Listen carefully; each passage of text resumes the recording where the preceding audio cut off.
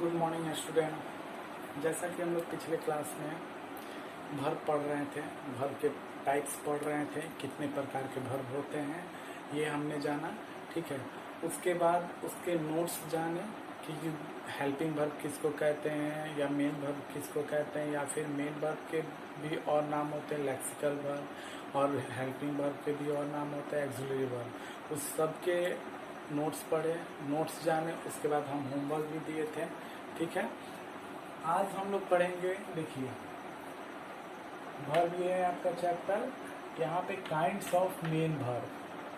Main verb मतलब lexical verb. ठीक है, लेक्सिकल वर्ब कितने प्रकार के होते हैं आपका जब भी एग्ज़ाम में पूछेगा तो ट्रांजिटिव और इंट्रांजिटिव वर्ब पूछेगा। ठीक है, कि ट्रांजिटिव वर्ब किसको कहते हैं और इंट्रांजिटिव वर्ब किसको कहते हैं। तो सबसे पहले हम ट्रांजिटिव और इंट्रांजिटिव के बारे में जानेंगे कि ये इंट्रांजिटिव एक तो था मेन वर्ब और हेल्पिंग वर्ब। उसके बाद ये कहाँ से आ गया ट्रांजिटिव और इंट्रांजिटिव वर्ब। ठीक है, तो ट्रांजिटिव वर्ब का हिंदी होता है सकर्मक क्रिया, जैसे कि आप लोग सुने होंगे कभी ना कहीं।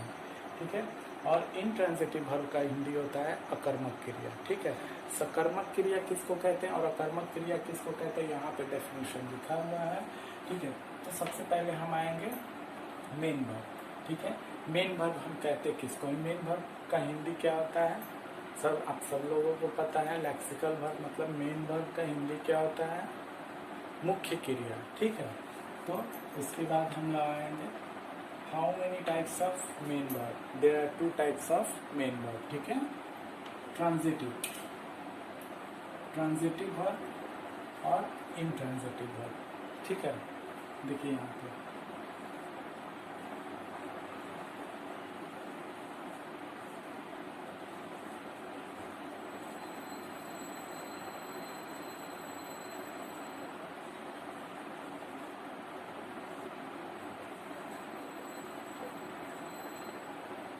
सकर्मक क्रिया और ये अकर्मक क्रिया।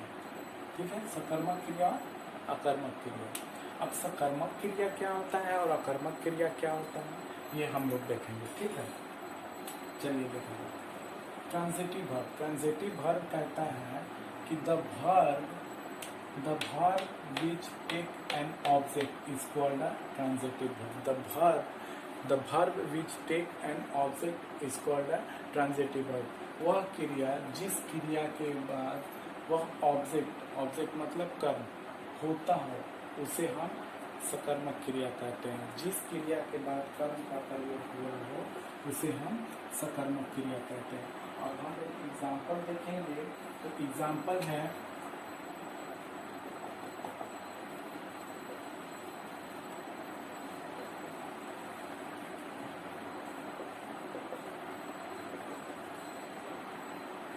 ठीक है, मोहन प्लेज क्रिकेट। ठीक है,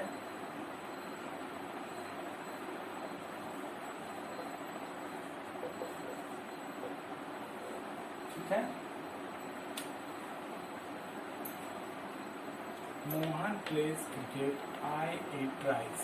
ठीक है, सबसे पहले हम इसकी ये डेफिनेशन देखिए। जब तक ट्रांजिटिव वर्ब हो या इंट्रांजिटिव वर्ब हो या मेन वर्ब हो या हेल्पिंग वर्ब हो, उसका डेफिनेशन आप लोग बढ़िया से नहीं पढ़िएगा या फिर उसके नोट्स नहीं जानिएगा, तब तक आप लोग कोई क्वेश्चन पकड़ में नहीं आएगा कि कौन सा वर्ब है। ठीक है, तो सबसे पहले the verb which take an object. देखिए ये जो ऑब्जेक्ट की बात बोल रहा हूँ ना, यहाँ पे यही महत्वपूर्ण है। The verb which take an object, वह क्रिया जो अपने साथ कोई ना कोई ऑब्जेक्ट रखता हो, मतलब कर्म रखता हो। ठीक है, उसे हम ट्रांजिटिव वर्ब यानी सकर्मक क्रिया के नाम से जानते हैं। तो देखिए यहाँ पे मोहन प्लेज क्रिकेट, ये जो क्रिकेट है ये आपका ऑब्जेक्ट का काम कर रहा है, ऑब्जेक्ट का काम कर रहा है। ठीक है, I eat rice, Mohan plays cricket, Mohan जो है, मोहन जो भी है, मोहन जो है क्या कर रहा है, तो क्रिकेट खेलता है। ठीक है, आई ईट राइस, देखिए यहाँ पे राइस जो हो गया, यहाँ पे मैं खाता हूँ, अगर इतना ही लेके चले आई ईट, मैं खाता हूँ, क्या खाता हूँ वो मेरे को मालूम नहीं है लेकिन मैं खाता हूँ। ठीक है, तो मैं खाता हूँ, क्या खाता हूँ, राइस। तो ये राइस जो है आपका ऑब्जेक्ट का काम कर रहा है। बात समझ में आ रहा है? ये राइज जो है ये ऑब्जेक्ट है, और ऑब्जेक्ट जिस क्रिया में, हम मेरा कहने का मतलब वही है कि जिस क्रिया में, जिस सेंटेंस में आपका ऑब्जेक्ट रहता हो उसे हम सकर्मक क्रिया कहेंगे। अब तो ये आपको समझ में आ गया होगा। Intransitive verb, the verb used without an object. यहाँ पे देखिए जो ये विदाउट है ना, द वर्ब यूज मतलब उपयोग करता है without an object is called the intransitive verb. वह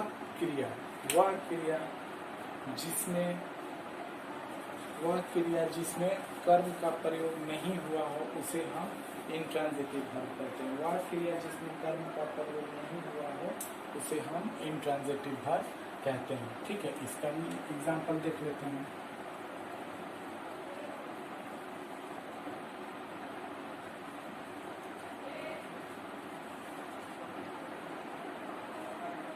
देखिए, वह क्रिया जो अपने साथ कोई ऑब्जेक्ट नहीं रखता हो, वह क्रिया या वह सेंटेंस जो अपने साथ अगर वर्ब पढ़ रहे हैं तो क्रिया की बात आएगी ही आएगी।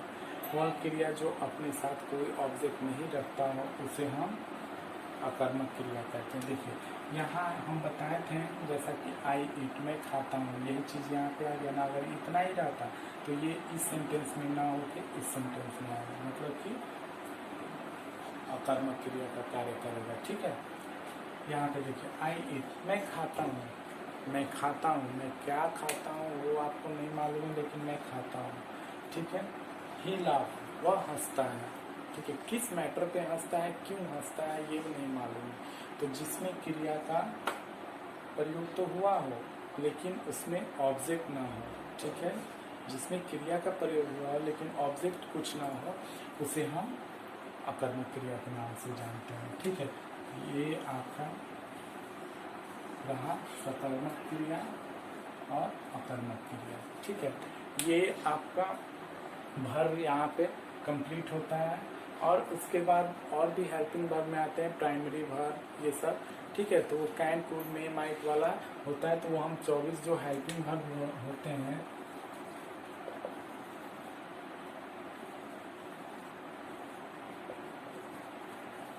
उसी में से पढ़ना है आपको। ठीक है, हेल्पिंग वर्ब 24 होते हैं।